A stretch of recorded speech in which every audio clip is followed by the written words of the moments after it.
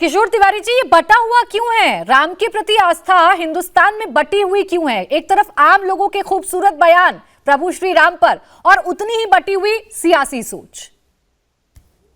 नहीं, सियासत तो हो रही है और सियासत होनी नहीं चाहिए, ये बात मैंने आपकी प्राची कबूल की। लेकिन पहली बार मैं बताता हूँ विनोद बंसल जी, 140 करोड़ के आस्था का विषय और राम मंदिर के निर्माण पे पूरे हिंदू समाज एक अलग उत्साह में है।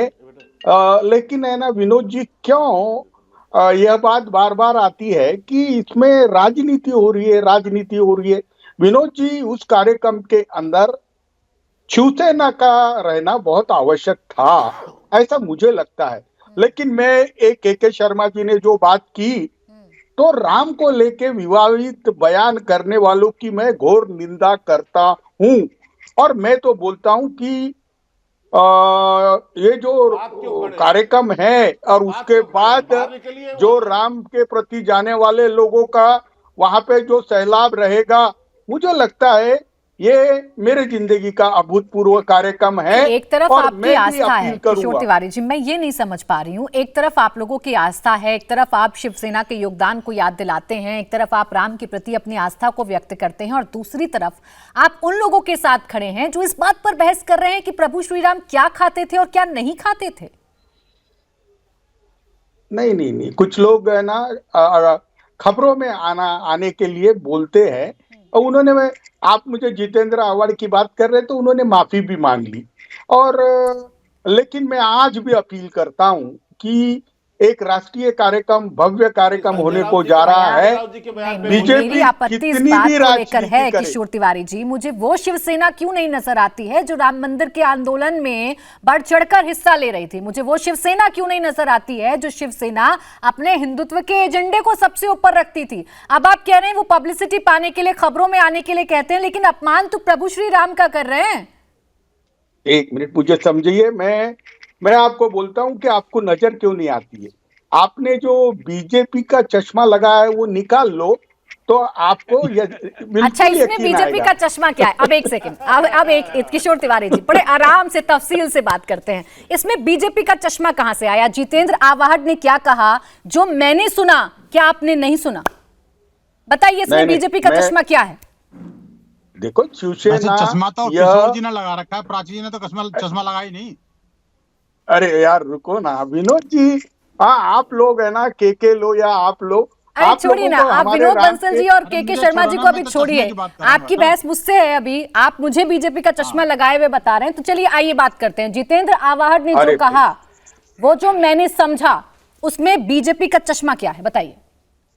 ये देखो, मैं अभी बताता हूँ कि आपको मैं क्लियर करा देता हूँ कि अब जितेंद्र आवाहड जो विचारधारा से आते हैं वो हमारी विचारधारा नहीं है।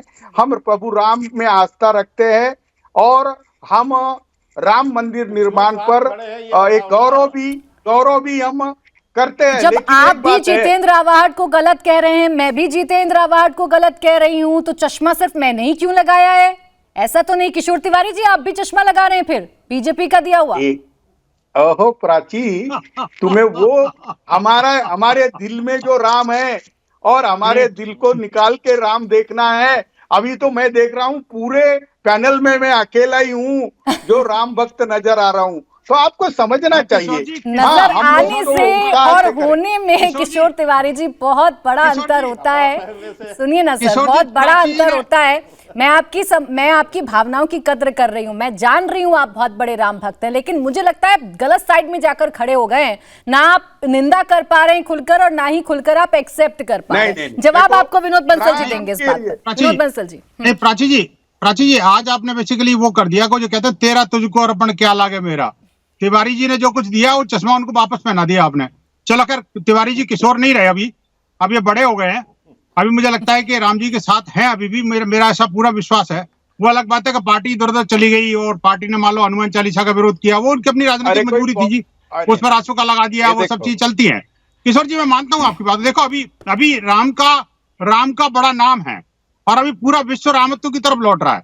हम सबको भी राम में बनाना है पूरे भारत को, भारत को नहीं बल्कि विश्व को राममय बनाना है। नहीं, आपको विश्व बताओ को- प्राची जी, आज जो है पूरे ना जी विश्व को 22 तारीख बनाना के है। कार्यक्रम में पूरे विश्व को 22 तारीख के बनाना है। कार्यक्रम में विश्व के लगभग 51 देशों का प्रतिनिधित्व होने वाला है।